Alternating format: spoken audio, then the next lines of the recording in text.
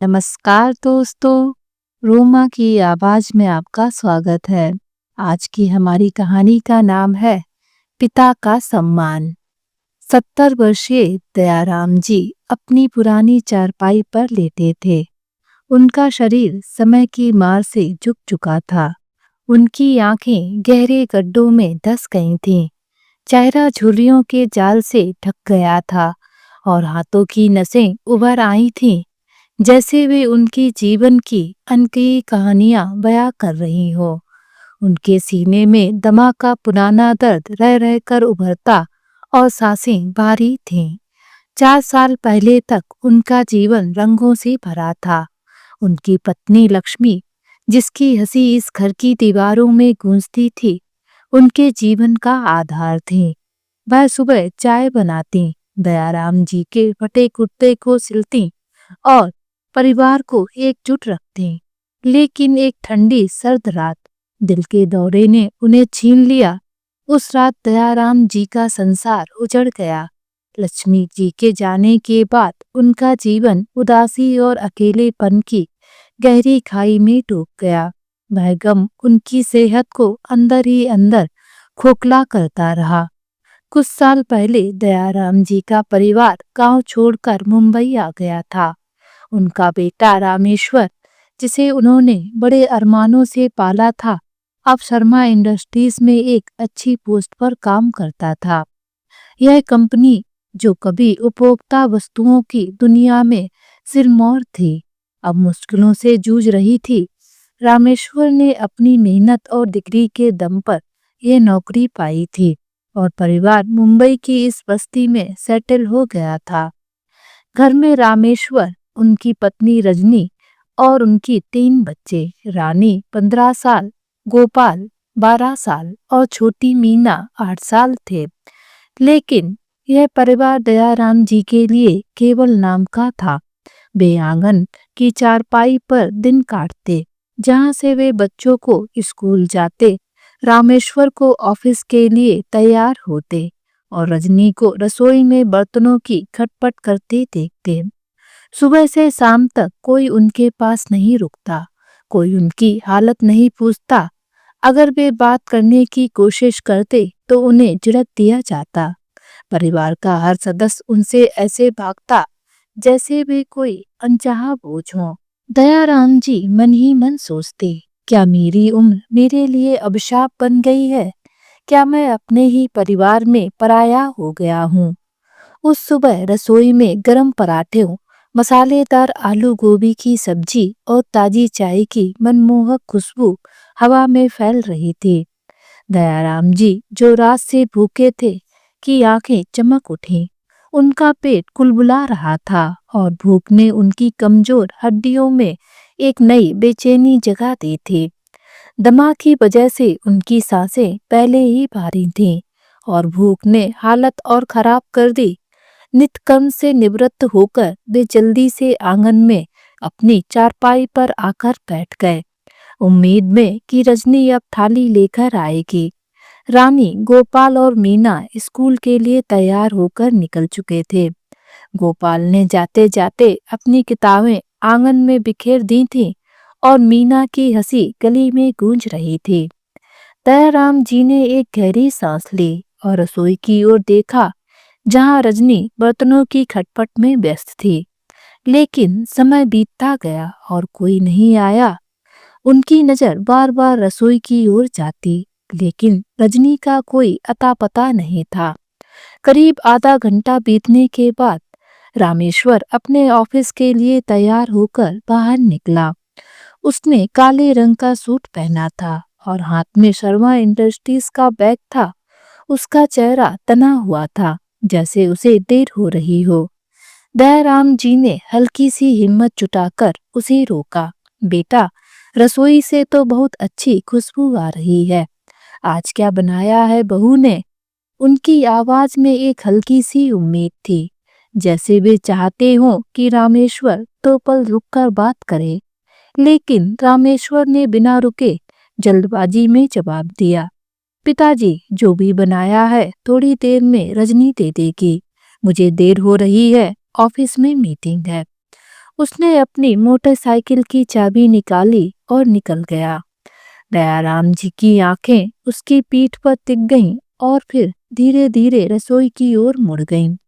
भूख अब और तेज हो रही थी, लेकिन वे सब्र रखकर बैठे रहे। उनके मन में पुराने दिन कौन गए, जब रामेश्वर छोटा था और वे उसे गोद में लेकर गांव की गलियों में घूमते थे। गर्व से कहते, देखो मेरा बेटा बड़ा होकर मेरा नाम रोशन करेगा। लेकिन आज वही बेटा जो शर्मा इंडस्ट्रीज पर एक अच्छी पोस्ट पर था, उनके लिए समय नहीं निकाल पाता था। 1 घंटा और बीता। दयाराम जी की भूख अब असहनीय हो रही थी। उनके पेट में चूहे दौड़ रहे थे और कमजोरी से सिर चकराने लगा था। तभी रसोई से रजनी की तीखी आवाज सुनाई दी। वह पड़ोस की शांति भाभी से बात कर रही थी, जो सुबह की चाय पीने आई थीं। दयाराम जी के कानों में रजनी की बातें साफ पड़ रही थीं। हाय राम शांति, ये बूढ़ा तो जैसे हमारा पीछा ही नहीं छोड़ता। सारा दिन चारपाई पर पड़ा रहता है, ना कुछ काम ना धाम, बस खाने की फिक्र। 10वीं भी पास नहीं कर पाया और अब हमें ज्ञान देने की कोशिश करते हैं। शांति ने हंसते हुए कहा, हाँ रजनी, तुम्हारी तो किस्मत ही खराब है। 10वीं फेल बुड्ढे को कौन संभाले। रजनी ने और जोश में आकर कहा, अरे संभालना तो दूर, ये तो दिन ब दिन जवान होते जा रहे हैं। भूख देखो इनकी, जैसे 20 साल के लड़के हों। कल तो बादाम इलायची वाला दूध मांगा था, मैंने तो साफ मना कर दिया। कहाँ से लाएं इतने पैसे। पैर कब्र में लटके हैं, लेकिन राम भजन की जगह बस खाने की बात। 10वीं फेल है और सोचते हैं कि हमें बिजनेस सिखाएंगे। हंसी आती है। दयाराम जी की आंखें नम हो गईं। रजनी की हर बात उनके सीने में तीर की तरह चुभ रही थी। 10वीं फेल, यह ताना उनके दिल को चीर रहा था।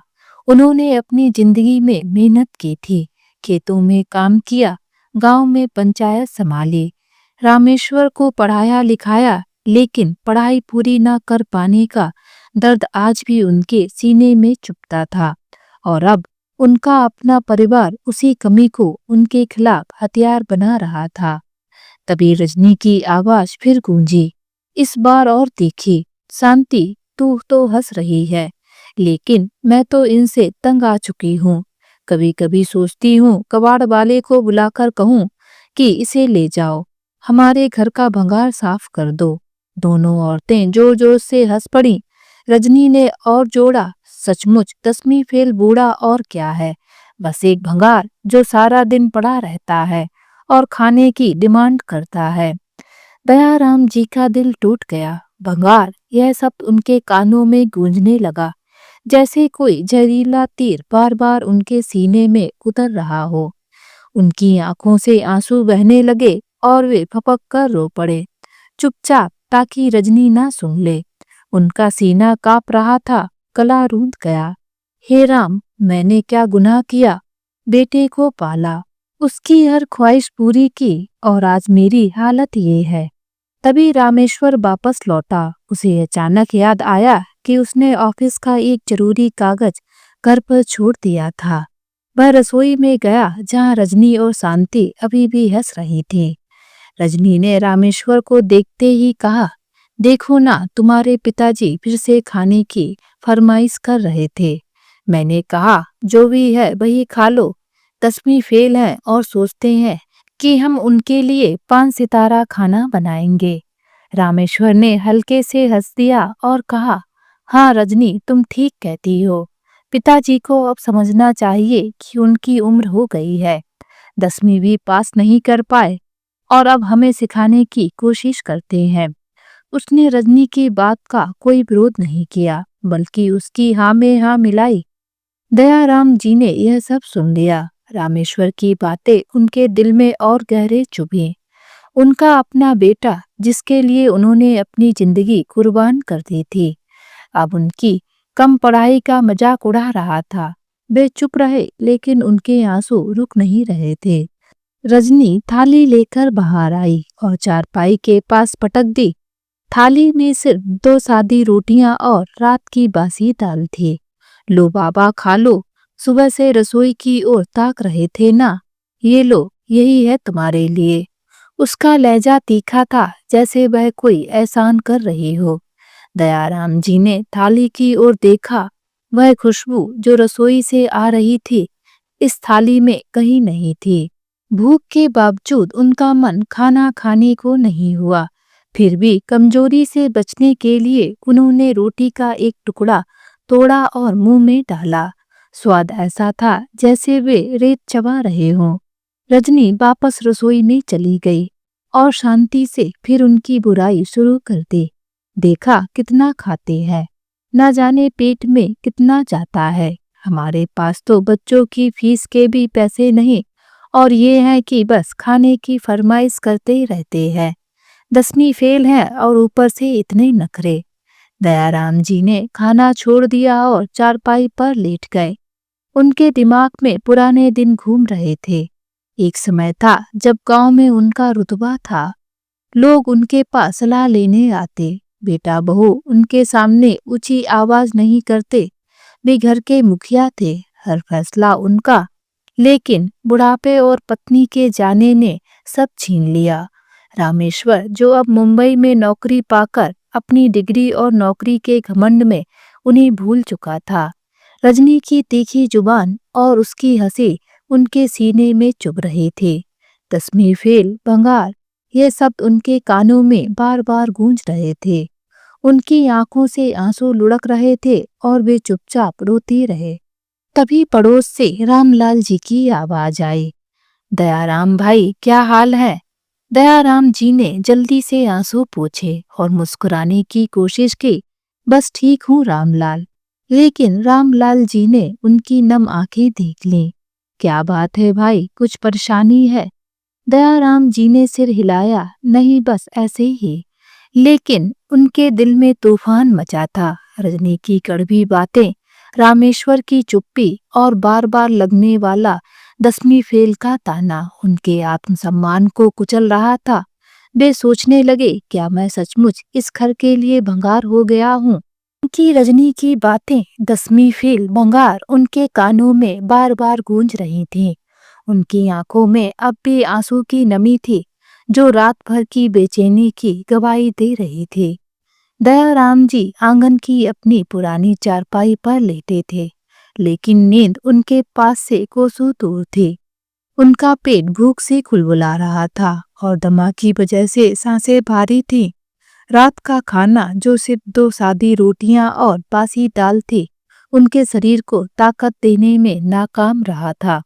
भूख का दर्द अब उनके सीने में दमा के दर्द से मिल गया था और दोनों मिलकर उन्हें अंदर ही अंदर तोड़ रहे थे। सुबह की हवा में रसोई से फिर से एक मनमोहक खुशबू आई। यह खुशबू पिछले दिन से भी ज्यादा तीव्र थी। गर्म पूड़ी, मसालेदार चने की सब्जी और शायद ताजी अदरक वाली चाय। दयाराम जी की भूख ने एक बार फिर से सिर उठाया। उनका पेट ऐसा मचल रहा था जैसे कोई भूखा जानवर उनके भीतर छटपटा रहा हो। उनकी कमजोर हड्डियां थरथरा रही थीं और सिर में चक्कर आने लगे थे। उन्होंने धीरे से उठकर चारपाई पर बैठने की कोशिश की, लेकिन कमजोरी ने उनके हाथ पैर ढीले कर दिए। फिर भी वे रसोई की ओर देखते रहे, उम्मीद में कि शायद रजनी आज कुछ अच्छा खाना लाएगी। लेकिन मन में एक डर भी था, कल की तरह फिर वही बासी दाल और सादी रोटी न मिले। रानी, गोपाल और मीना स्कूल के लिए तैयार हो रहे थे। रानी अपनी किताबें समेट रही थी, गोपाल अपने जूतों के फीते बांध रहा था और मीना अपनी स्कूल ड्रेस में इधर उधर भाग रही थी। दयाराम जी ने रानी को पास बुलाया। बेटे, अपनी माँ से कहना कि दादाजी को कुछ खाने को दे दो। सुबह से कुछ नहीं खाया। उनकी आवाज में कमजोरी थी और आंखों में एक मूक प्रार्थना। रानी ने जल्दबाजी में सिर हिलाया और रसोई की ओर भागी, लेकिन कुछ ही पल बाद रजनी की तीखी आवाज गूंजी। अरे, अभी तो बच्चे स्कूल जा रहे हैं। सारा दिन बस खाने की फरमाइश। क्या हर वक्त रसोई में खड़ी रहूं इनके लिए? दयाराम जी ने यह सुना और उनका दिल फिर बैठ गया। रानी वापस आई और बिना कुछ कहे अपनी स्कूल बैग उठाकर निकल गई। दयाराम जी चुपचाप चारपाई पर बैठे रहे, लेकिन भूख का दर्द अब और तेज हो गया था। उनके पेट में ऐंठन होने लगी और सिर में चक्कर तेज हो गए। करीब आधा घंटा और बीता। रामेश्वर अपने ऑफिस के लिए तैयार होकर बाहर निकला। उसका काला सूट और चमकता हुआ बैग शर्मा इंडस्ट्रीज के मैनेजर की हैसियत को दर्शा रहा था। दयाराम जी ने हिम्मत जुटाकर उसे रोका। बेटा, भूख बहुत लगी है, रसोई से इतनी अच्छी खुशबू आ रही है, कुछ खाने को मिल जाएगा। उनकी आवाज में कमजोरी और विनती थी। रामेश्वर ने जल्दबाजी में देखा और कहा, पिताजी, रजनी अभी बच्चों को तैयार कर रही है, थोड़ा इंतजार कर लो, वो दे देगी। मुझे ऑफिस के लिए देर हो रही है। उसने बिना रुके मोटरसाइकिल स्टार्ट की और चला गया। दयाराम जी की आंखें उसकी पीठ पर टिकी रहीं और फिर धीरे धीरे रसोई की ओर मुड़ गईं। भूख अब उनके शरीर को तोड़ रही थी। उनकी सांसें उखड़ रही थीं और दमा का दर्द बढ़ रहा था। उन्होंने अपने पुराने इनहेलर को जेब से निकाला, लेकिन वह खाली था। एक गहरी सांस लेने की कोशिश की, लेकिन सांस अटक गई और खांसी का दौरा शुरू हो गया। खांसी इतनी तेज थी कि उनकी आंखें लाल हो गईं और सीना दुखने लगा। तभी रसोई से रजनी की आवाज फिर गूंजी। वह अपनी माँ से बात कर रही थी। अरे मम्मी, ये बूढ़ा तो मेरी जान खा रहा है। सुबह से बस खाने की फरमाइशें। 10वीं फेल है और सोचते हैं कि हम इनके लिए 5 सितारा होटल खोल दें। कल तो बादाम इलायची वाला दूध मांगा था। सुनकर हंसी आ गई। कहाँ से लाएं इतने पैसे? पैर कब्र में लटके हैं और भूख जवान होती जा रही है। उधर से रजनी की माँ ने हंसते हुए कहा, हाँ रजनी, तुम तो फंस गई। 10वीं फेल बूढ़े को संभालना कोई आसान काम नहीं है। हाँ मम्मी, सारा दिन चारपाई पर पड़ा रहता है, बस खाने की डिमांड करता है। दोनों औरतें जोर जोर से हंस पड़ीं। दयाराम जी ने यह सब सुना और उनके दिल में एक तीखा दर्द उठा। आंसू उनकी झुर्रियों भरे गालों पर लुढ़क रहे थे और गला रूंध गया। हे राम, क्या मैं सचमुच इनके लिए मेरी जिंदगी की कोई कीमत नहीं? भूख का दर्द अब असहनीय हो गया था। दयाराम जी ने चारपाई पर लेटने की कोशिश की, लेकिन पेट की ऐंठन ने उन्हें बेचैन कर दिया। उनकी नजर बार बार रसोई की ओर जा रही थी, लेकिन रजनी का कोई अता पता नहीं था। तभी खांसी का एक और दौरा शुरू हुआ। वे खांसते खांसते थक गए और सीना दबाकर बैठ गए। तभी रजनी थाली लेकर बाहर आई। उसने थाली चारपाई के पास पटक दी। 2 सादी ठंडी रोटियां और रात की बासी दाल। लो बाबा, खा लो। सुबह से रसोई की ओर ताक रहे थे ना, ये लो, यही है तुम्हारे लिए। उसका लहजा तीखा था, जैसे वह कोई बड़ा एहसान कर रही हो। दयाराम जी ने थाली की ओर देखा। वह खुशबू जो रसोई से आ रही थी, इस थाली में कहीं नहीं थी। भूख इतनी तेज थी कि उन्होंने रोटी का एक टुकड़ा तोड़ा और मुंह में डाला, लेकिन स्वाद ऐसा था जैसे वे कागज चबा रहे हों। पेट की आग ने उन्हें मजबूर किया और वे धीरे धीरे खाना खाने लगे, लेकिन हर कौर के साथ उनके आंसू टपक रहे थे। रजनी की बातें 10वीं फेल भंगार उनके दिमाग में गूंज रही थी। खाना खत्म होने से पहले ही खांसी का एक और दौरा शुरू हो गया।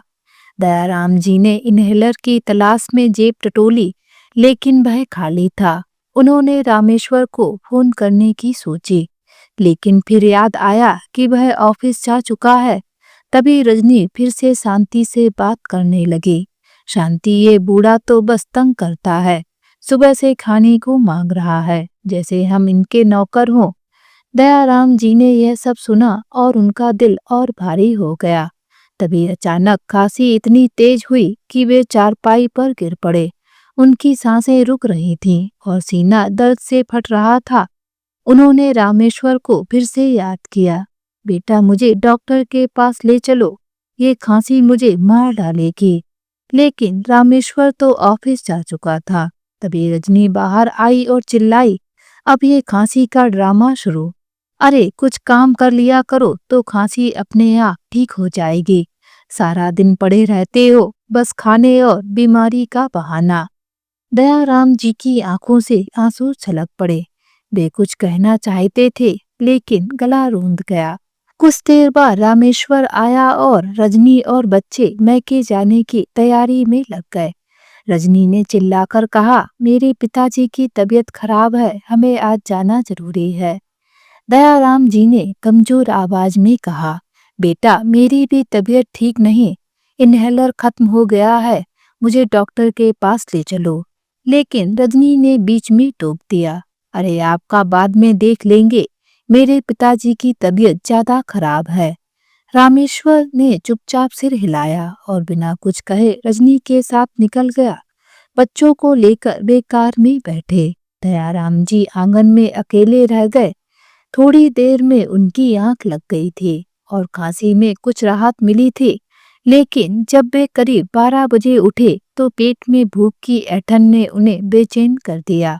बहू ने शायद दोपहर का खाना बनाकर रखा होगा, उन्होंने सोचा, थाली में डालकर ले आता हूँ। लेकिन जैसे ही वे घर के अंदर जाने लगे, उनकी नजर दरवाजे पर पड़ी। दरवाजे पर एक बड़ा सा ताला जड़ा हुआ था। दयाराम जी स्तब्ध रह गए। ताले को देखते ही उनकी आंखें नम हो गईं और वे घुटनों के बल बैठकर सिर पकड़कर रोने लगे। हे राम, अब मैं क्या करूं? उनकी आवाज रूंध गई। मेरे होते हुए भी मेरे अपने ही घर में ताला लगाकर चले गए।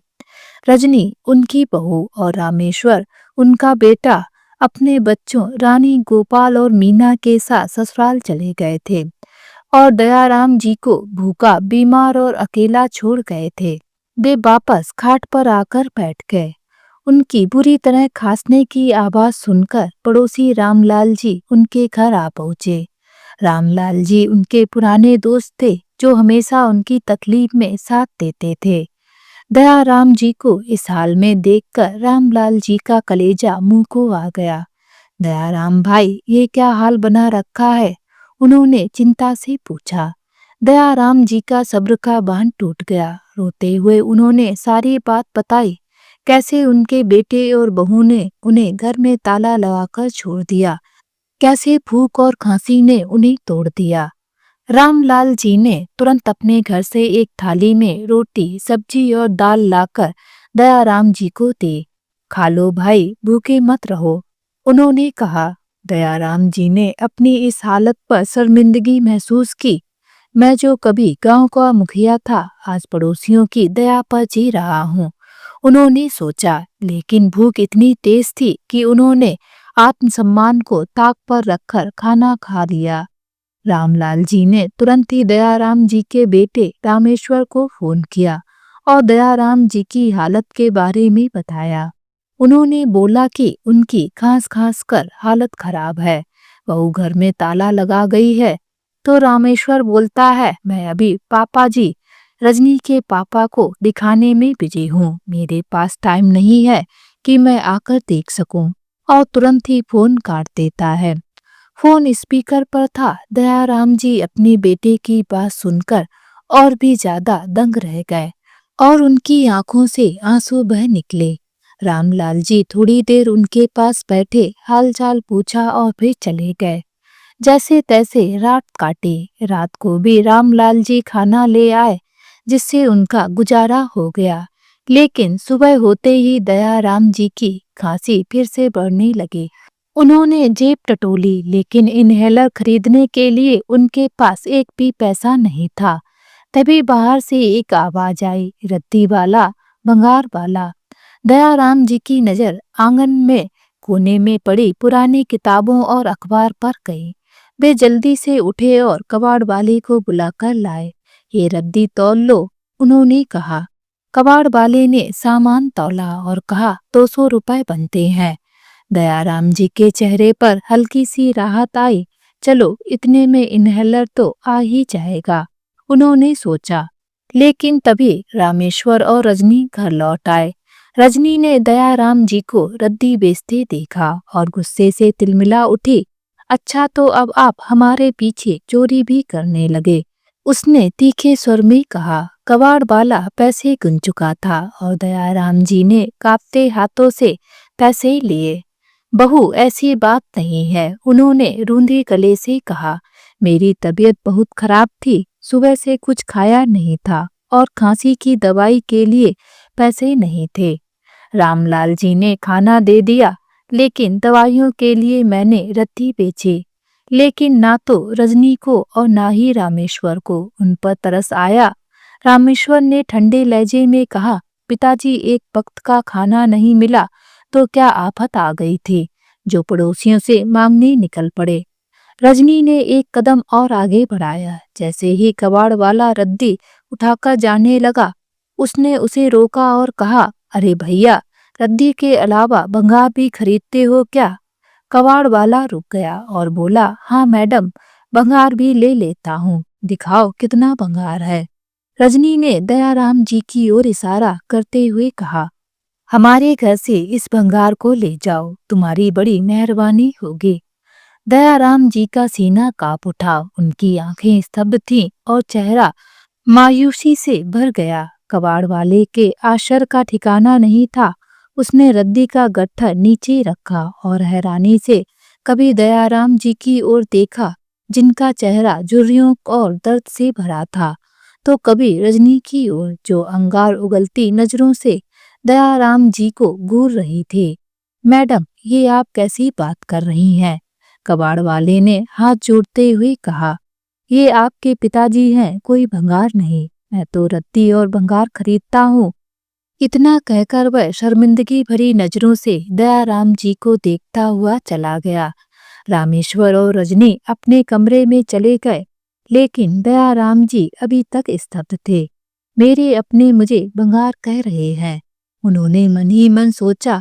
मैं जो गांव की जमीन बेचकर उनके लिए यह घर लाया, आज उनके लिए बोझ बन गया। उनकी आंखों से आंसू बह रहे थे और दिल टूट चुका था। उस रात उन्होंने ठान लिया कि वे इस अपमान को और नहीं सहेंगे। भूख ने उनके शरीर को तोड़ा और अपमान ने उनके आत्मसम्मान को। उस रात उन्होंने ठान लिया वे इस घर को छोड़कर जाएंगे। वे अपनी पोटली बांधने लगे और अंधेरे में निकलने का फैसला किया। भूख, खांसी और अपमान का दर्द उनके साथ था, लेकिन उनके भीतर एक चिंगारी अभी बाकी थी। भूख और खांसी ने उनके शरीर को तोड़ा था, लेकिन सबसे ज्यादा दर्द उन्हें अपने बेटे और बहू के तानों ने दिया था। रात का अंधेरा अभी पूरी तरह नहीं छटा था जब दयाराम जी ने अपनी पोटली बांधी और अपने घर से निकल पड़े।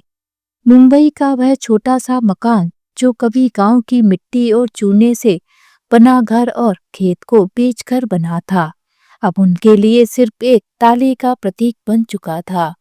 रामेश्वर, रजनी और उनके बच्चे अपने ससुराल चले गए थे और दयाराम जी को भूखे, बीमार और अकेला छोड़ गए थे। पड़ोसी रामदयाल जी की दया ने उन्हें एक रोटी दी थी, लेकिन वह रोटी उनके पेट की भूख तो शायद मिटा सकती थी, पर मन की भूख को नहीं। क्या मैं सचमुच इस घर के लिए भंगार हो गया हूँ? यह सवाल उनके दिमाग में बार बार उठ रहा था और हर बार उनके आंसू फिर से बहने लगे थे। रात भर वे चारपाई पर बैठे रहे, अपनी पोटली को सीने से लगाए, जैसे वह उनकी आखिरी उम्मीद हो। उनका पालतू कुत्ता, जिसे वे प्यार से कालू बुलाते थे, उनके पास आया और अपनी रोटी खाने लगा। दयाराम जी ने उसे देखा और सोचा, इस जानवर को तो रोटी मिल रही है, लेकिन मुझे। उनके आंसू फिर छलक पड़े। उस रात उन्होंने ठान लिया कि वे इस अपमान को और नहीं सहेंगे। दयाराम जी के कदम भारी थे और उनकी सांसें दमा की वजह से उखड़ रही थीं। उन्होंने अपनी पोटली कंधे पर डाली और गलियों से निकल पड़े। सुबह की ठंडी हवा उनके चेहरे को छू रही थी, लेकिन वह ठंडक उनके दिल के दर्द को कम नहीं कर पा रही थी। उनकी जेब में सिर्फ कुछ सिक्के थे जो रामलाल जी ने दया में दिए थे। स्टेशन तक पहुंचने के लिए भी पैसे कम थे और भूख ने उनके शरीर को और कमजोर कर दिया था। रास्ते में एक पुरानी याद उनके दिमाग में कौंध गई। कई साल पहले जब रामेश्वर ने मुंबई में नौकरी पाई थी, दयाराम जी गांव से मुंबई आए थे। उन्होंने अपने बेटे को उस चमकदार इमारत के गेट पर देखा था, सूट पहने गर्व से सीना ताने। उस दिन उनकी आंखों में खुशी के आंसू थे। मेरा बेटा, मेरा रामेश्वर, उन्होंने गर्व से कहा था। लेकिन अब वही बेटा उन्हें 10वीं फेल कहकर ताने मारता था। उस याद ने उनके दिल में फिर से एक टीस उठाई और उनकी आंखें नम हो गईं। रेलवे स्टेशन पर भीड़ थी, लोग अपने अपने काम पर जा रहे थे और ट्रेनों की सीटियां हवा में गूंज रही थीं। दयाराम जी ने अपनी जेब टटोली, लेकिन टिकट लेने के लिए पैसे नहीं थे। तभी एक पुराना दोस्त जो स्टेशन पर कुली का काम करता था, उन्हें देखकर पास आया। दयाराम भाई, ये क्या हाल बना रखा है, कहाँ जा रहे हो? उसने चिंता से पूछा। दयाराम जी ने अपनी पोटली को और कसकर पकड़ा और कमजोर आवाज में कहा, बस कहीं दूर, शायद अपनी जिंदगी को फिर से शुरू करने। उनकी आवाज में थकान थी, लेकिन आंखों में एक चमक थी। कुली ने उनकी हालत देखी और बिना कुछ कहे उन्हें ट्रेन में बिठा दिया। टिकट की चिंता मत करो भाई, मैं देख लूंगा, उसने कहा। दयाराम जी ने उसकी ओर देखा और उनकी आंखों में कृतज्ञता के आंसू छलक आए। रामलाल हो या तू, मेरे अपने तो पराए हो गए, लेकिन पराए ही मेरे अपने बन रहे हैं, उन्होंने मन ही मन सोचा। ट्रेन की खिड़की से बाहर देखते हुए दयाराम जी का मन अतीत और वर्तमान के बीच झूल रहा था। मुंबई की चमकदार इमारतें, ट्रैफिक की आवाजें और लोगों की भागदौड़ उन्हें याद दिला रही थी कि यह शहर सपनों का शहर है। लेकिन उनके लिए यह अब तक सिर्फ अपमान और दर्द का शहर रहा था। ट्रेन जब बांद्रा कुर्ला कॉम्प्लेक्स के पास रुकी तो दयाराम जी उतर गए। लेकिन जैसे ही वे स्टेशन से बाहर निकले, एक अजीब सा असमंजस उनके मन में उठा। अब मैं क्या करूं, कहाँ जाऊं? उनके पास कोई ठिकाना नहीं था, ना पैसे, ना कोई परिचित। भूख और खांसी ने उनके शरीर को और कमजोर कर दिया था। वे धीरे धीरे चलते हुए एक सड़क के किनारे पहुंचे, जहां एक पुराना बरगद का पेड़ था।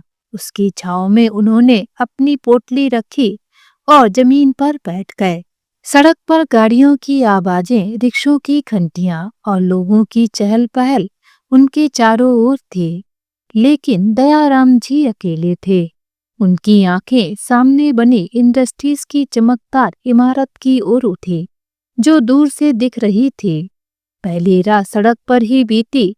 दयाराम जी ने अपनी पोटली को सराहने रखा और बरगद के पेड़ के नीचे सो गए। ठंडी हवा ने उनके शरीर को और सिहरा दिया और खांसी का एक दौरा फिर से शुरू हुआ। वे खांसते खांसते लड़खड़ा गए और उनकी सांसें उखड़ने लगी। उन्होंने अपनी जेब से पुराना इनहेलर निकाला, लेकिन वह खाली था।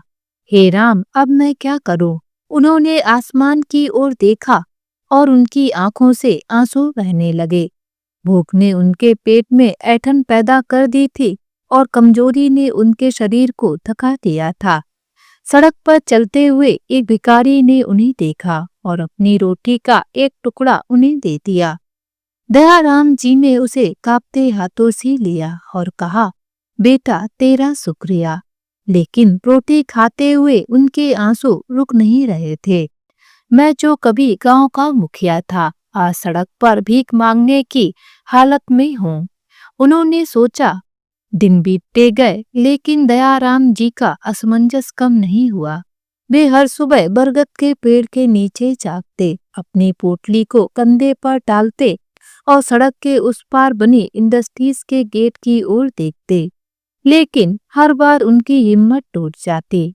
मैं एक 10वीं फेल बूढ़ा वहां नौकरी मांगने जाऊं, क्या वे मुझे गंभीरता से लेंगे? यह सवाल उनके मन में बार बार उठता। वे दिन भर सड़कों पर भटकते, कभी फुटपाथ पर बैठकर लोगों को देखते, कभी किसी दुकान के बाहर खड़े होकर चाय की खुशबू सूंघते। भूख उनका पीछा नहीं छोड़ रही थी। एक दिन एक चाय वाले ने उनकी हालत देखकर उन्हें एक कप चाय और एक बिस्किट दे दिया। बाबा, यह लो, खा लो, उसने कहा। दयाराम जी ने चाय का घूंट लिया और बिस्किट का एक टुकड़ा मुंह में डाला। स्वाद ऐसा था जैसे उनकी माँ की रोटी, लेकिन हर कौर के साथ उनके आंसू बह रहे थे। लक्ष्मी, तुम होती तो मुझे इस हाल में नहीं देखते। उन्होंने अपने लॉकेट को छूते हुए सोचा। रातें सड़क पर ही बीत रही थीं। कभी वे बरगद के पेड़ के नीचे सोते, कभी किसी दुकान के बाहर, जहां रात को ताला लग जाता था। ठंडी सड़क उनके लिए बिस्तर थी और पोटली उनका तकिया। खांसी के दौर रात को और तेज हो जाते और कई बार वे खांसते खांसते जमीन पर गिर पड़ते। एक रात बारिश शुरू हो गई। दयाराम जी एक दुकान की छत के नीचे खड़े रहे, लेकिन बारिश की बूंदें उनकी धोती को भिगो रही थीं। उनकी सांसें उखड़ रही थीं और भूख ने उनके शरीर को और कमजोर कर दिया था। हे राम, क्या मेरी जिंदगी अब यही है? उन्होंने रोते हुए सोचा। लेकिन तभी उनकी नजर फिर उस इंडस्ट्रीज की इमारत पर पड़ी जो दूर से चमक रही थी। नहीं, मैं हार नहीं मानूंगा, उन्होंने ठान लिया। कई दिन सड़कों पर भटकने के बाद दयाराम जी ने फैसला किया कि वे बिना कुछ किए नहीं रह सकते। दयाराम जी को समझ में नहीं आ रहा था कि वह क्या करें, क्योंकि उनके पास पैसे तो थे ही नहीं। वह कुछ सोच में पड़ गए। तभी उनकी नजर अपने हाथ पर गई। वह अपने हाथों में एक चांदी का कड़ा डाले रहते थे। उनकी नजर उस कड़े पर टिक गई। उनकी आंखों में उस कड़े को देखकर एक चमक आ गई और वह धीरे धीरे लोगों से पूछते हुए सुनार की दुकान पर गए। उन्होंने वह चांदी का कड़ा बेच दिया और उससे जो रुपए प्राप्त हुए उनसे उन्होंने एक छोटी सी चाय की छपरी शुरू करने का विचार किया। शर्मा इंडस्ट्रीज की फैक्ट्री के पास एक कोने में, जहां ट्रक ड्राइवर और मजदूर आते जाते थे, उन्होंने एक छोटा सा स्टोव, एक केतली और कुछ पुराने कप खरीदे। पहले दिन उनकी छपरी पर कोई नहीं आया। दयाराम जी ने चाय बनाई, लेकिन उनकी सांसें दमा की वजह से उखड़ रही थीं। भूख ने उनके शरीर को और कमजोर कर दिया था और चाय की केतली को उठाने में भी उनके हाथ कांप रहे थे।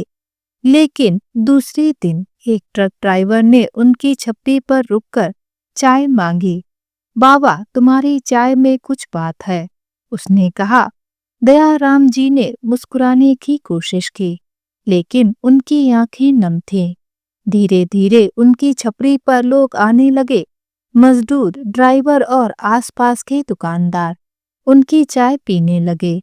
दयाराम जी की तेज नजर और मेहनती स्वभाव ने उन्हें लोगों का प्यार दिलाया। लेकिन हर रात जब वे अपनी छपरी बंद करते और सड़क के किनारे सोने जाते, उनकी आंखों में वही सवाल था, मैं यह क्यों कर रहा हूँ? क्या मेरी जिंदगी बस यही है? दयाराम जी की छपरी शर्मा इंडस्ट्रीज के गेट के ठीक सामने थी। दिन भर चाय बनाते हुए वे फैक्ट्री की गतिविधियों पर नजर रखने लगे। उनकी तेज नजर ने छोटी छोटी कमियां पकड़ लीं। वे देखते कि ट्रक बिना चेकिंग में आ जा रहे हैं, गार्ड्स लापरवाही बरत रहे हैं और गोदामों की छतें टूटी हुई थी। एक दिन एक ट्रक ड्राइवर ने उनकी छपरी पर चाय पीते हुए कहा, बाबा, इस फैक्ट्री में चोरी बहुत होती है। डीजल चुराया जाता है और मैनेजरों को पता भी नहीं। दयाराम जी ने यह सुना और सोचने लगे, अगर ये छोटी छोटी चीजें ठीक हो जाएं, तो ये कंपनी फिर से चमक सकती है। उन्होंने मन ही मन कहा। उनकी छपरी पर आने वाले मजदूरों ने भी बताया कि मशीनें पुरानी हैं और प्रोडक्शन हर दिन रुकता है। दयाराम जी ने यह सब नोट किया। उनकी आंखों में एक नई चमक थी।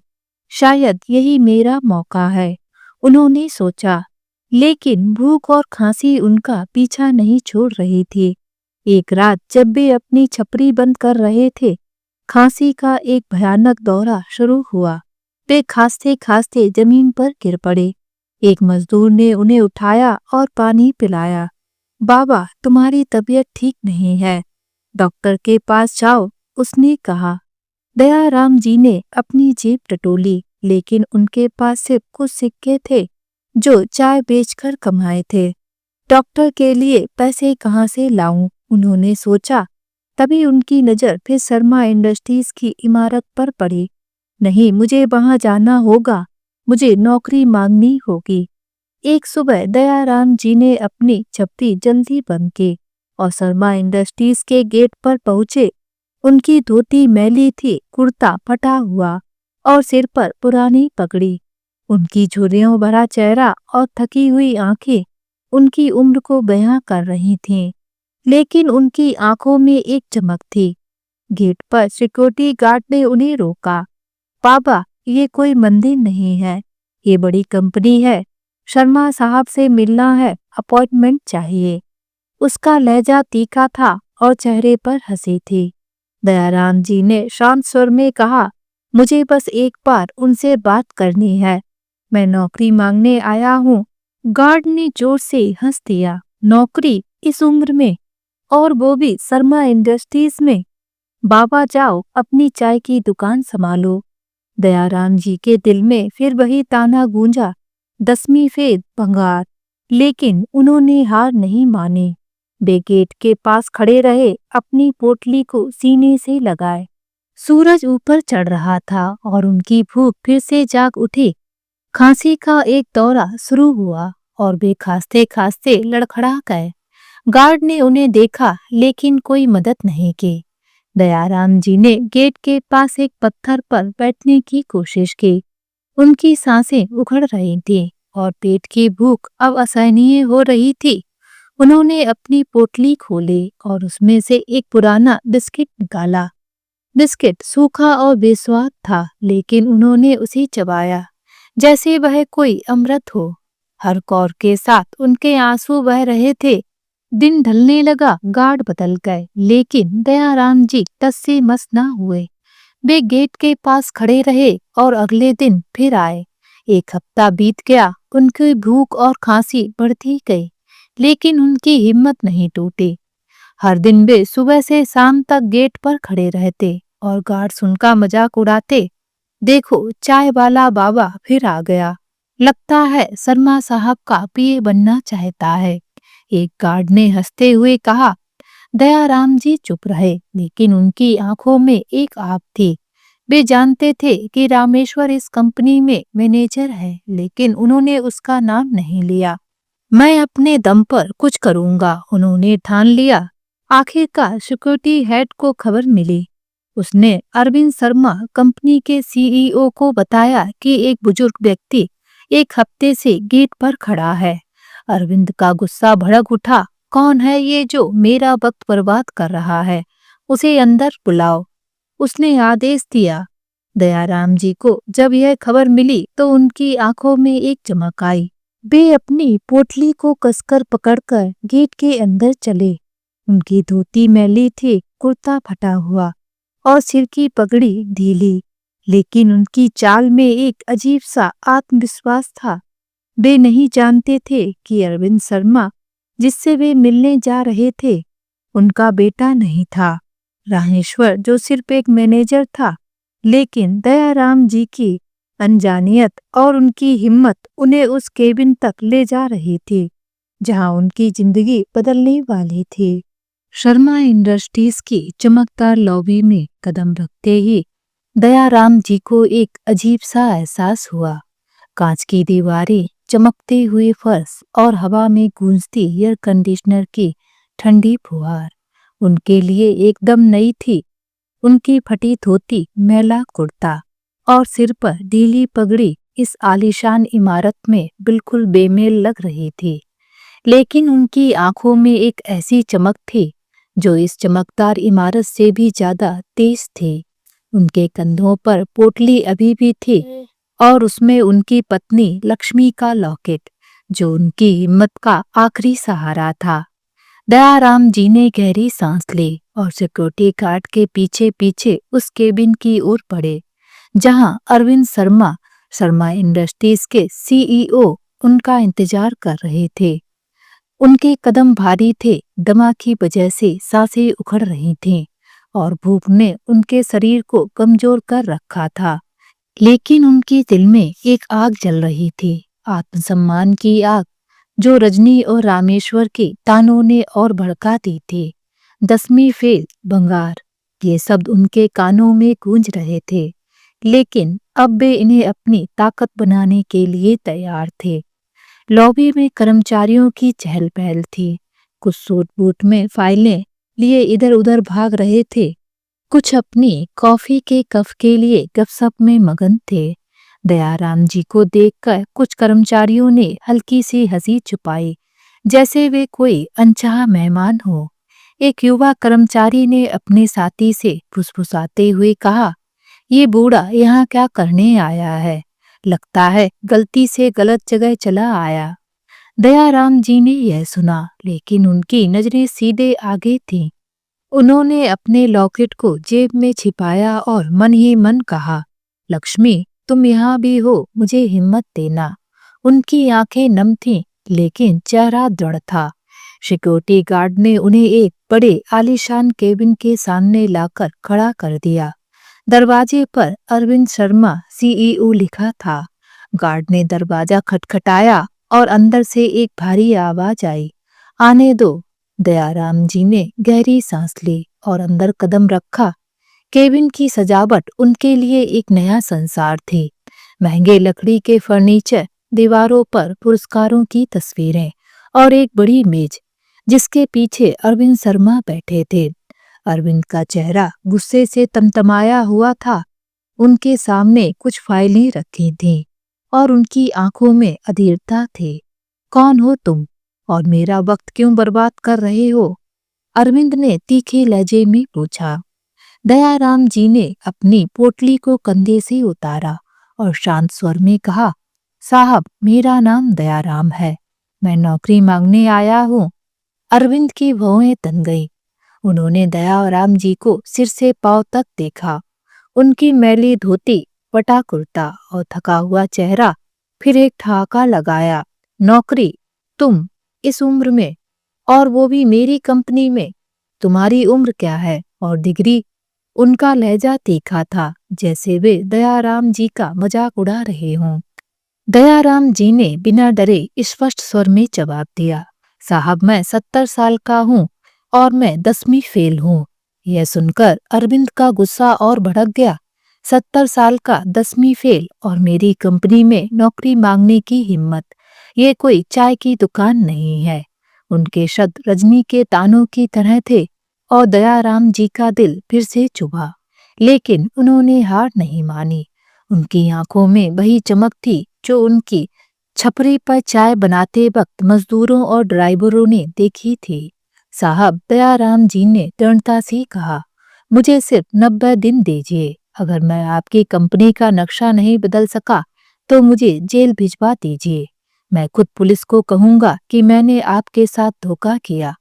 उनकी आवाज में एक अजीब सा आत्मविश्वास था जो अरविंद को हैरान कर गया।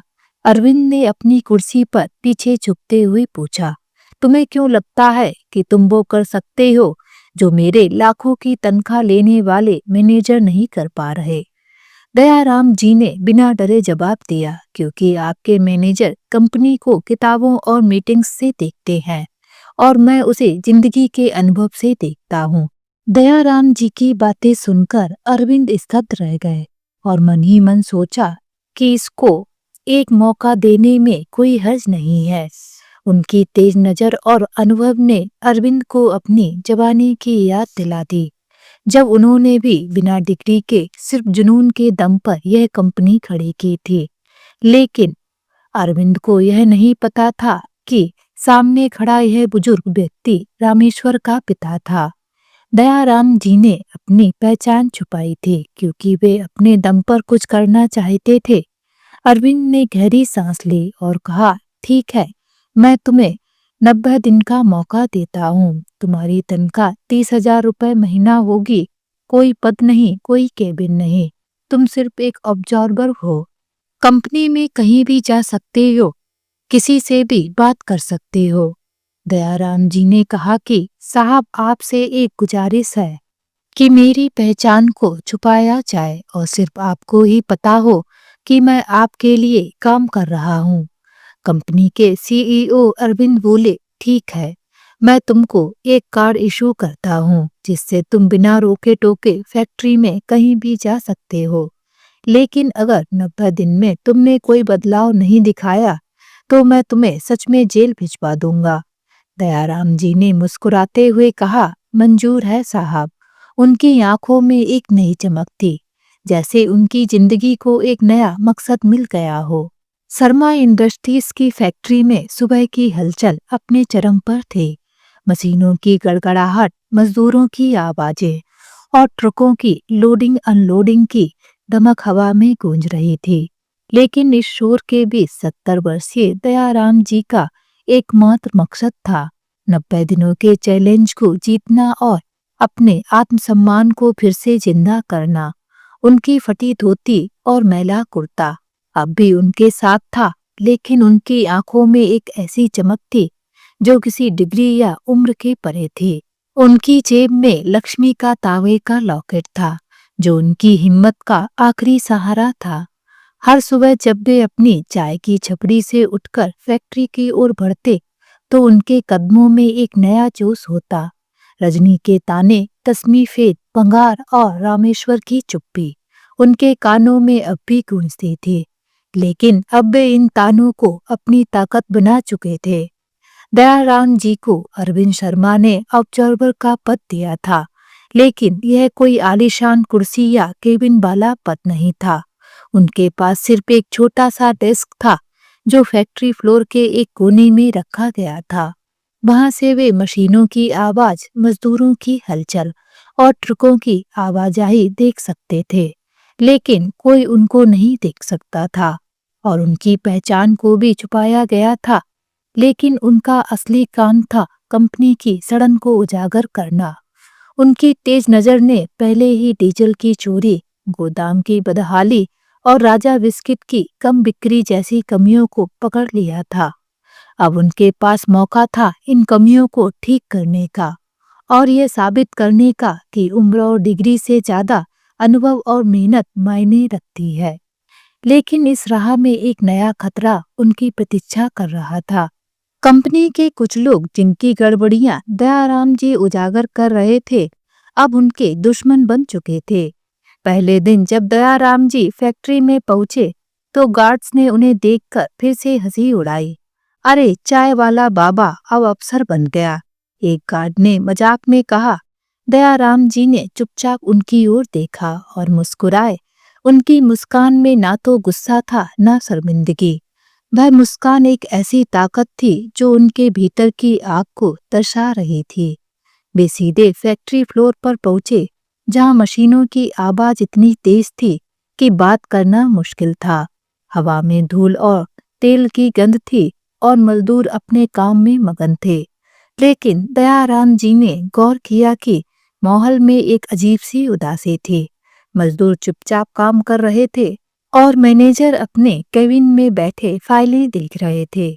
वे एक मजदूर गोविंद के पास गए, जो पिछले दिनों उनसे बात कर चुका था। गोविंद मशीन की मरम्मत कर रहा था, लेकिन उसका चेहरा उदास था। दयाराम जी ने धीरे से पूछा, बेटा, ये मशीनें बार बार क्यों खराब होती हैं? क्या कोई इसे ठीक करने की कोशिश नहीं करता? गोविंद ने पहले तो हिचकिचाया, लेकिन दयाराम जी की आंखों में एक ऐसी सच्चाई थी जिसने उसे भरोसा दिलाया। बाबा, गोविंद ने धीरे से कहा, ये मशीनें 20 साल पुरानी हैं, हर दिन रुकती हैं, लेकिन मैनेजर साहब को कोई फर्क नहीं पड़ता। वे बस अपनी रिपोर्ट में सब ठीक दिखाते हैं और कुछ लोग तो जानबूझकर गड़बड़ी फैलाते हैं। दयाराम जी ने चौंक कर पूछा, कौन लोग? गोविंद ने डरते हुए कहा, बाबा, मैं ज्यादा नहीं बोल सकता, लेकिन तेजू भाई, जो गोदाम का इंचार्ज है, वह और उसके साथी डीजल और माल की चोरी में शामिल हैं। अगर मैंने कुछ कहा तो मेरी नौकरी चली जाएगी। दयाराम जी ने गोविंद के कंधे पर हाथ रखा और कहा, बेटा, अब डरने की जरूरत नहीं, मैं तुम्हारा साथ दूंगा। गोविंद की आंखों में एक हल्की सी उम्मीद जगी। उसने अपनी जेब से एक पुराना रजिस्टर निकाला और कहा, बाबा, मैंने इसमें हर मशीन के रुकने का हिसाब रखा है, लेकिन तेजू भाई और उनके लोग इसे देखने नहीं देते। दयाराम जी ने रजिस्टर लिया और उसे ध्यान से देखा। हर पन्ने पर तारीख, समय और मशीन के टूटने का कारण लिखा था। यह तो खजाना है, दयाराम जी ने मन ही मन सोचा। लेकिन उन्हें यह नहीं पता था कि तेजू, जो गोदाम का इंचार्ज था, उनकी हर हरकत पर नजर रख रहा था। तेजू एक मोटा तगड़ा आदमी था, जिसकी आंखों में हमेशा एक चालाकी भरी चमक रहती थी। वह शर्मा इंडस्ट्रीज में गोदाम का इंचार्ज था और उसने अपने कुछ साथियों के साथ मिलकर कंपनी में चोरी का एक बड़ा नेटवर्क बना रखा था। डीजल की चोरी, माल की हेराफेरी और मैनेजर को रिश्वत देकर अपनी गड़बड़ियां छुपाना, यह उसका रोज का काम था। लेकिन दयाराम जी की तेज नजर ने उसकी नींद उड़ा दी थी। जब दयाराम जी ने गेट नंबर 3 पर डीजल चोरी को पकड़ा था, तो तेजू को शक हो गया कि यह बूढ़ा उनकी सारी पोल खोल सकता है। उसने अपने साथियों रमेश और किशन से कहा, ये बूढ़ा हमारे लिए खतरा बन रहा है। अगर इसने और गहरी छानबीन की तो हम सब पकड़े जाएंगे। इसे रास्ते से हटाना होगा। तेजू और उसके साथियों ने दयाराम जी के खिलाफ एक खतरनाक योजना बनाई। उन्होंने फैसला किया कि वे दयाराम जी पर हमला करेंगे, ताकि वह डर जाएं और कंपनी छोड़ दें। एक रात जब दयाराम जी अपनी चाय की छपरी बंद करके सड़क किनारे सोने जा रहे थे, तेजू और उसके दो साथी उनके पीछे लग गए। मुंबई की गलियां रात के समय सुनसान हो जाती थीं और बरगद के पेड़ के नीचे, जहां दयाराम जी अक्सर सोते थे, वहां कोई नहीं था। तेजू ने अपने साथियों को इशारा किया और वे दयाराम जी की ओर बढ़े। दयाराम जी अपनी पोटली को सीने से लगाए लेटे थे। जब उन्हें कुछ कदमों की आहट सुनाई दी, उनकी आंखें खुलीं और उन्होंने देखा कि 3 लोग उनकी ओर आ रहे हैं। उनके हाथों में लाठियां थीं और चेहरे पर क्रूरता। बूढ़े, तूने हमारी पोल खोलने की कोशिश की, तेजू ने दांत पीसते हुए कहा। दयाराम जी का दिल धड़कने लगा। उनकी सांसें दमा की वजह से पहले ही भारी थी और भूख ने उनके शरीर को कमजोर कर रखा था। लेकिन उनकी आंखों में डर की जगह एक अजीब सी शांति थी। बेटा, मैंने सिर्फ सच बोला है, दयाराम जी ने शांत स्वर में कहा। तेजू ने गुस्से में लाठी उठाई और उन पर वार करने की कोशिश की, लेकिन दयाराम जी की तेज नजर और अनुभव ने उन्हें बचा लिया। उन्होंने अपनी पोटली को ढाल की तरह इस्तेमाल किया और लाठी उनकी पोटली से टकराई। दयाराम जी लड़खड़ाए, लेकिन गिरे नहीं। उन्होंने तेजी से पास पड़े एक पत्थर को उठाया और तेजू की ओर फेंका। पत्थर तेजू के कंधे पर लगा और वह चिल्लाया। इस शोर को सुनकर पास की एक दुकान का चौकीदार जाग गया। उसने अपनी टॉर्च जलाई और शोर मचाना शुरू किया। चोर, चोर! चौकीदार की आवाज सुनकर तेजू और उसके साथी भाग खड़े हुए। दयाराम जी जमीन पर बैठ गए। उनकी सांसें उखड़ रही थीं और खांसी का एक भयानक दौरा शुरू हो गया। चौकीदार ने उन्हें पानी पिलाया और कहा, बाबा, ये क्या माजरा था? तुम ठीक हो? दयाराम जी ने कांपते हाथों से अपनी पोटली को सीने से लगाया और कहा, हाँ बेटा, मैं ठीक हूँ। बस कुछ लोग सच से डरते हैं। उनकी आंखें नम थीं, लेकिन चेहरा दृढ़ था। उन्होंने अपने लॉकेट को छुआ और मन ही मन कहा, लक्ष्मी, तुमने मुझे बचा लिया। इस हमले ने दयाराम जी को डराने की बजाय और मजबूत कर दिया। अगली सुबह वह फिर से फैक्ट्री पहुंचे। उनकी धोती पर धूल थी और चेहरे पर थकान, लेकिन उनकी आंखों में वही चमक थी। उन्होंने तेजू को देखा, जो गोदाम में अपने काम में व्यस्त था। तेजू ने उनकी ओर देखा और उसकी आंखों में डर था। दयाराम जी ने बिना कुछ कहे अपनी निगरानी शुरू की।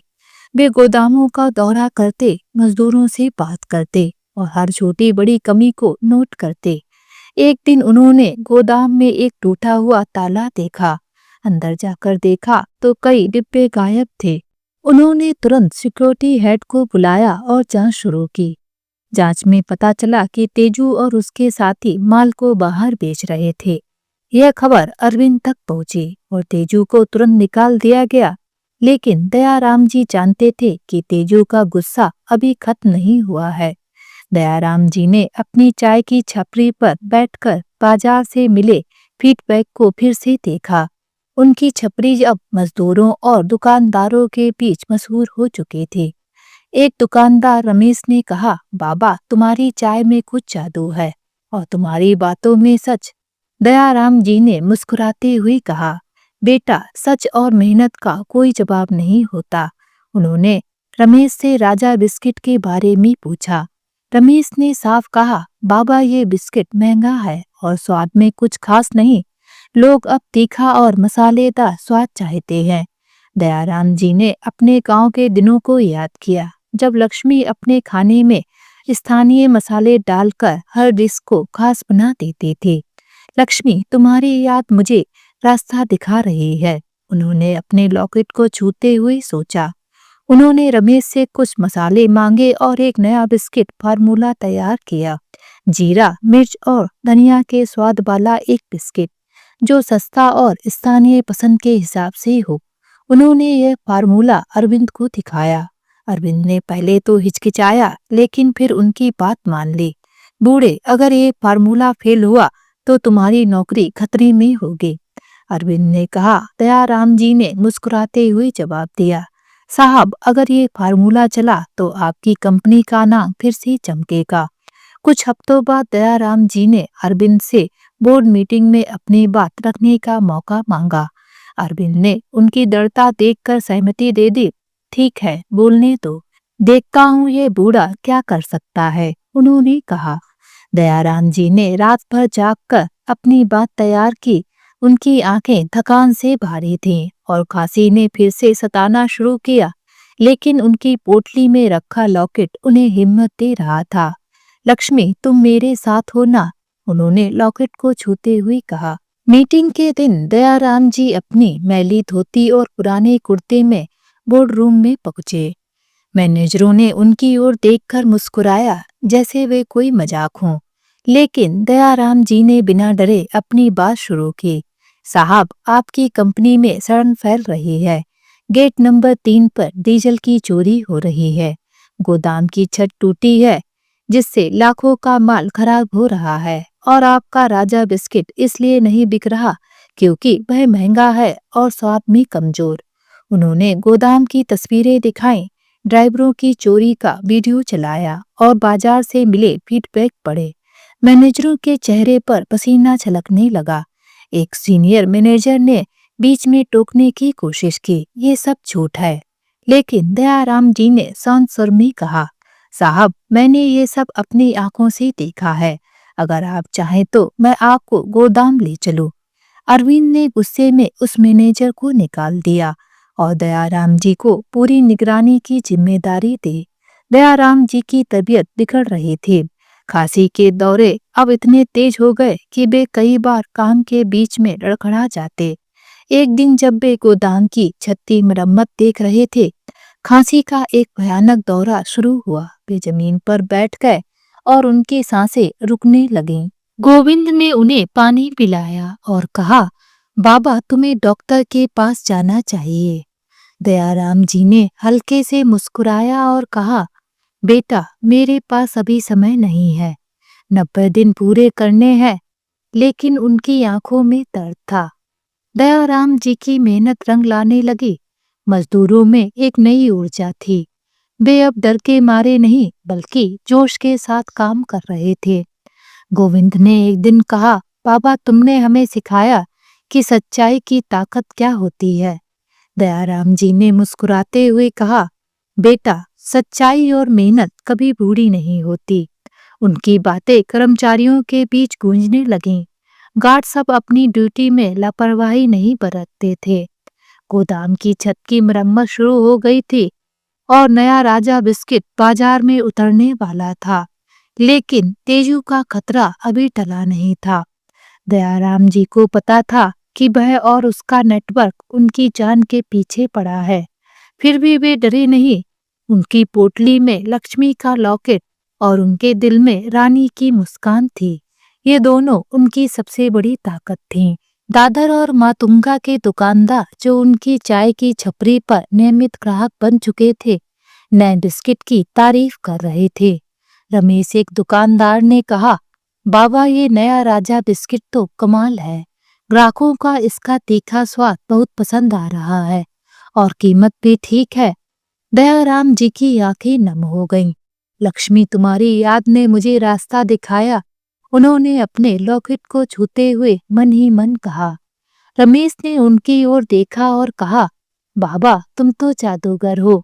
तुम्हारी चाय ने हमें जोड़ा और तुम्हारे बिस्किट ने बाजार जीत लिया। दयाराम जी ने हल्के से मुस्कुराया, लेकिन उनके दिल में एक दर्द था। अगर मेरे अपने भी मुझे ऐसा ही प्यार देते, उन्होंने सोचा। लेकिन शांति के इस माहौल में एक नया तूफान तैयार हो रहा था। तेजू, जिसे कंपनी से निकाल दिया गया था, अब और खतरनाक हो चुका था। उसका गुस्सा दयाराम जी पर था, जिन्होंने उसकी चोरी की पोल खोली थी। तेजू ने अपने कुछ पुराने साथियों रमेश और किशन के साथ मिलकर एक नया षड्यंत्र रचा। ये बूढ़ा हमारा सब कुछ बर्बाद कर देगा, तेजू ने एक रात अपनी गुप्त बैठक में कहा। हमें इसे हमेशा के लिए रास्ते से हटाना होगा। उसने फैसला किया कि वे दयाराम जी की चाय की छपरी पर हमला करेंगे, ताकि उनकी सारी मेहनत मिट्टी में मिल जाए। एक रात जब दयाराम जी अपनी छपरी बंद कर रहे थे, तेजू और उसके साथी फिर से आए। इस बार उनके हाथों में सिर्फ लाठियां नहीं, बल्कि एक पेट्रोल का केन भी था। उनका इरादा था छपरी को आग लगाना और दयाराम जी को डराना। लेकिन दयाराम जी की तेज नजर ने फिर से उन्हें बचा लिया। उन्होंने दूर से तेजू को आते देख लिया। उनकी आंखें उखड़ रही थीं और खांसी का दौरा शुरू हो गया था, लेकिन उन्होंने हिम्मत नहीं हारी। उन्होंने अपनी छपरी के पास रखा एक पुराना लोहे का रॉड उठाया और तेजू के सामने खड़े हो गए। बेटा, ये क्या कर रहा है? उनकी आवाज में ना तो डर था, ना कमजोरी। तेजू ने क्रूरता से हंसा और कहा, बूढ़े, तूने मेरी जिंदगी बर्बाद की, अब मैं तेरी छपरी चलाऊंगा। तेजू ने पेट्रोल छिड़कना शुरू किया, लेकिन तभी दयाराम जी ने रॉड से उसका हाथ पकड़ लिया। उनकी उम्र और कमजोरी के बावजूद उनके भीतर की ताकत ने तेजू को हैरान कर दिया। तभी पास की दुकानों के चौकीदार और कुछ मजदूर, जो दयाराम जी की छपरी पर चाय पीने आते थे, शोर सुनकर दौड़ पड़े। बाबा को छोड़ दो, गोविंद ने चिल्लाते हुए तेजू पर झपट्टा मारा। तेजू और उसके साथी घबरा गए और भाग खड़े हुए। दयाराम जी जमीन पर बैठ गए। उनकी सांसें उखड़ रही थीं और खांसी ने फिर से सताना शुरू कर दिया। गोविंद ने उन्हें पानी पिलाया और कहा, बाबा, तुम ठीक हो? ये लोग तुम्हें क्यों निशाना बना रहे हैं? दयाराम जी ने कांपते हाथों से अपनी पोटली को सीने से लगाया और कहा, बेटा, सच बोलने की सजा यही होती है, लेकिन मैं डरूंगा नहीं। इस घटना की खबर अगली सुबह अरविंद तक पहुंची। उन्होंने दयाराम जी को अपने केबिन में बुलाया। बाबा, तुमने मेरी कंपनी को बचा लिया। अरविंद ने गंभीर स्वर में कहा, लेकिन ये तेजू और उसका गिरोह अभी भी खतरा है। मैं पुलिस को बुला रहा हूँ। दयाराम जी ने शांत स्वर में कहा, साहब, पुलिस को बुलाइए, लेकिन मुझे मेरे 90 दिन पूरे करने दीजिए। मैंने वादा किया था कि मैं आपकी कंपनी का नक्शा बदल दूंगा। अरविंद उनकी दृढ़ता से प्रभावित हुए। उन्होंने दयाराम जी को कंपनी का स्पेशल सलाहकार बनाया और उनकी तनख्वाह बढ़ाकर 1 लाख रुपए महीने कर दी। तुमने मुझे दिखा दिया कि अनुभव डिग्री से बड़ा होता है, अरविंद ने कहा। दयाराम जी की आंखें नम हो गईं। साहब, ये मेरी नहीं, मेरी लक्ष्मी की जीत है, उन्होंने मन ही मन सोचा। 90वें दिन शर्मा इंडस्ट्रीज में एक बड़ा समारोह हुआ। नया राजा बिस्किट बाजार में हिट हो चुका था और कंपनी के मुनाफे में 30% की बढ़ोतरी हुई थी। शर्मा इंडस्ट्रीज की फैक्ट्री में आज एक अलग ही रौनक थी। सुबह की धूप कांच की दीवारों से टकराकर सुनहरी किरणों में बिखर रही थी। और मशीनों की गड़गड़ाहट अब एक नई लय में थी, जैसे वे दयाराम जी की मेहनत की ताल पर नाच रही हों। 90 दिनों का चैलेंज पूरा हो चुका था और कंपनी का मुनाफा 30% बढ़ चुका था। नया राजा बिस्कुट बाजार में धूम मचा रहा था। गोदाम की छतें ठीक हो चुकी थी और डीजल की चोरी का जाल टूट चुका था। तेजू और उसके साथी पुलिस की गिरफ्त में थे और कर्मचारियों के चेहरे पर एक नई उम्मीद थी। लेकिन इस सबके केंद्र में थे दयाराम जी, 70 साल का वह बुजुर्ग जिसकी फटी धोती और मैला कुर्ता अब भी वही था, पर जिसकी आंखों में आत्मसम्मान की चमक अब पहले से कहीं ज्यादा तेज थी। उनकी जेब में लक्ष्मी का तांबे का लॉकेट अब भी था, जो उनकी हर सांस में हिम्मत भरता था। आज फैक्ट्री में एक बड़ा समारोह था। अरविंद शर्मा कंपनी के सीईओ ने सभी कर्मचारियों, मैनेजरों और स्थानीय दुकानदारों को आमंत्रित किया था। हॉल को रंग बिरंगे फूलों और झंडियों से सजाया गया था और मंच पर एक बड़ी स्क्रीन लगाई गई थी, जिस पर राजा बिस्किट की कामयाबी की कहानी दिखाई जा रही थी। दयाराम जी अपने छोटे से डेस्क पर बैठे थे, अपनी पोटली को सीने से लगाए। उनकी सांसें दमा की वजह से भारी थीं और खांसी ने फिर से सताना शुरू कर दिया था, लेकिन उनके चेहरे पर एक शांति थी, जैसे वे अपनी जिंदगी की सबसे बड़ी जंग जीत चुके हों। अरविंद ने मंच पर कदम रखा और माइक संभाला। उनकी आवाज में एक गहरा रौब था, लेकिन आज उसमें गर्व और कृतज्ञता भी थे। दोस्तों, उन्होंने शुरू किया, आज हम यहाँ एक ऐसे शख्स को सम्मानित करने आए हैं जिसने हमें सिखाया कि उम्र और डिग्री से ज्यादा अनुभव और मेहनत मायने रखती है। इस कंपनी को बर्बादी के कगार से बचाने वाला, इसकी सड़न को उजागर करने वाला और इसे नई ऊंचाइयों तक ले जाने वाला एक ऐसा इंसान है जिसे मैं खुद सलाम करता हूँ। कृपया मंच पर आइए दयाराम जी। हॉल में तालियों की गड़गड़ाहट गूंज उठी। कर्मचारी, मजदूर और दुकानदार खड़े होकर तालियां बजा रहे थे। दयाराम जी धीरे धीरे मंच की ओर बढ़े। उनकी धोती पर धूल थी और कुर्ता मैला, लेकिन उनकी चाल में एक अजीब सा आत्मविश्वास था। जैसे ही वे मंच पर पहुंचे, अरविंद ने उनकी ओर बढ़कर उनका हाथ पकड़ा और उन्हें मंच के बीच ले गए। दयाराम जी, अरविंद ने कहा, आपने सिर्फ मेरी कंपनी को नहीं बचाया, बल्कि हम सबको एक नया सबक दिया। आपने हमें दिखाया कि सच्चाई और मेहनत की कोई उम्र नहीं होती। अरविंद ने अपनी कुर्सी की ओर इशारा किया, वही कुर्सी जो कंपनी के सीईओ की थी, जिस पर बैठना हर कर्मचारी का सपना था। आज मैं चाहता हूँ कि आप इस कुर्सी पर बैठें। यह सम्मान आपका हक है। हॉल में फिर से तालियां गूंजी। दयाराम जी ने हिचकते हुए कुर्सी की ओर देखा। उनकी आंखें नम थीं और मन में लक्ष्मी की तस्वीर उभर आई। लक्ष्मी, ये तुम्हारी जीत है, उन्होंने मन ही मन कहा। वे धीरे से कुर्सी पर बैठे। वह कुर्सी जो कभी उनके लिए एक असंभव सपना थी, आज उनकी मेहनत का प्रतीक बन चुकी थी। कर्मचारियों ने फिर से तालियां बजाईं और गोविंद, जो मंच के पास खड़ा था, की आंखें भी नम थीं। बाबा, तुमने कर दिखाया, उसने धीरे से कहा। तभी हॉल के दरवाजे पर हलचल हुई। रामेश्वर और रजनी अपने बच्चे रानी, गोपाल और मीना के साथ समारोह में पहुंचे।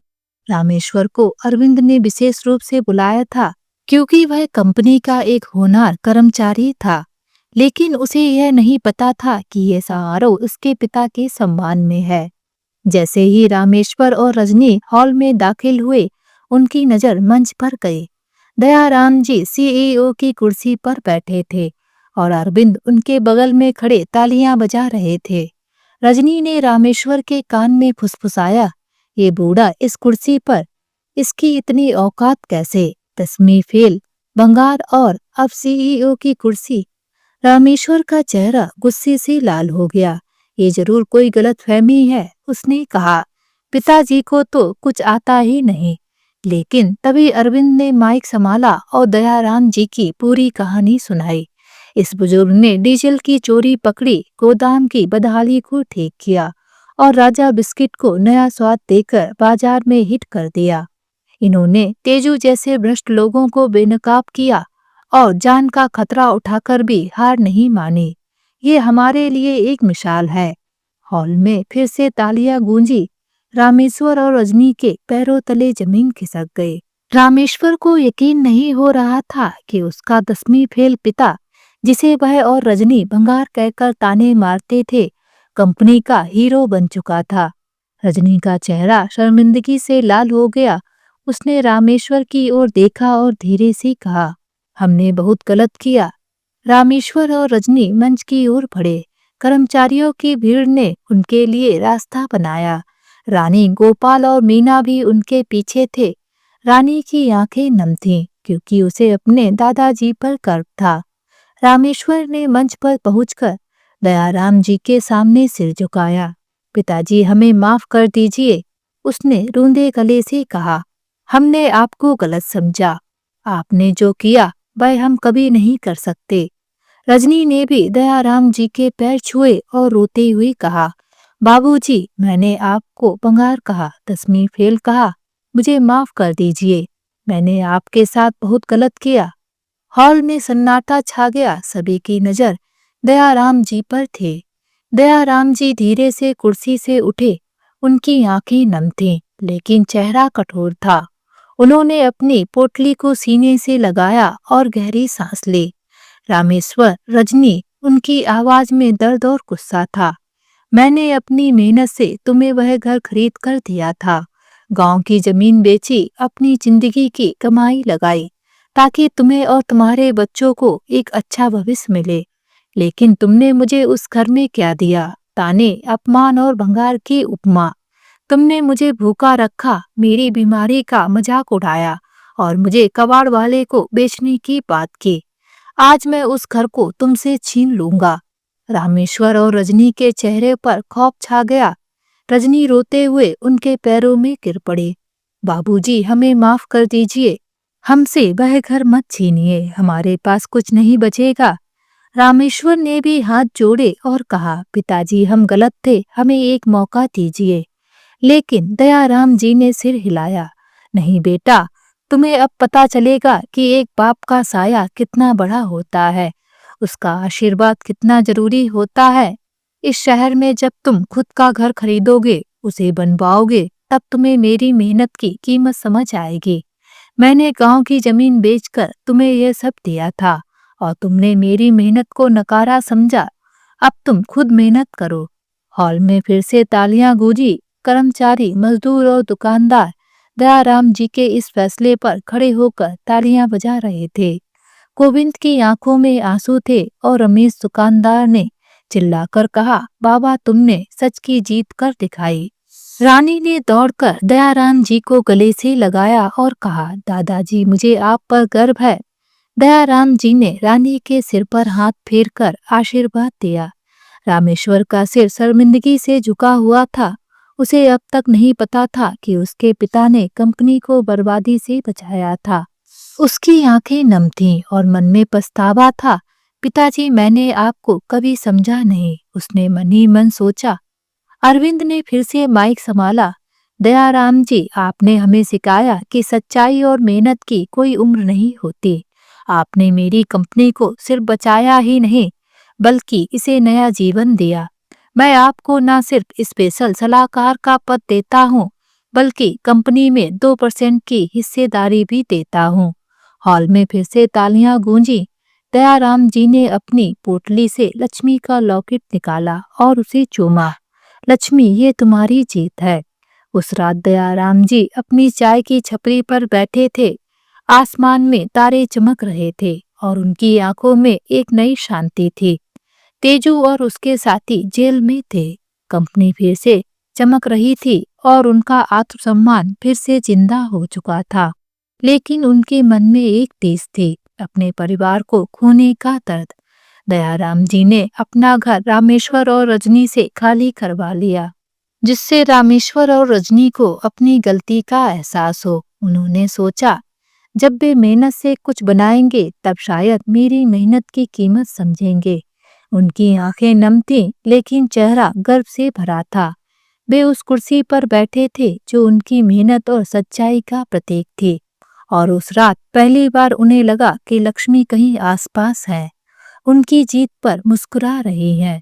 तो दोस्तों, आज की ये कहानी आप सभी लोगों को कैसी लगी, नीचे कमेंट बॉक्स में लिखकर हमें जरूर बताएं। अगर ये कहानी आप सभी लोगों को अच्छी लगे तो प्लीज़ इस वीडियो को लाइक और शेयर जरूर करें और मेरे चैनल को सब्सक्राइब करना ना भूलें। तो फिर मिलते हैं एक नई कहानी के साथ। बाय।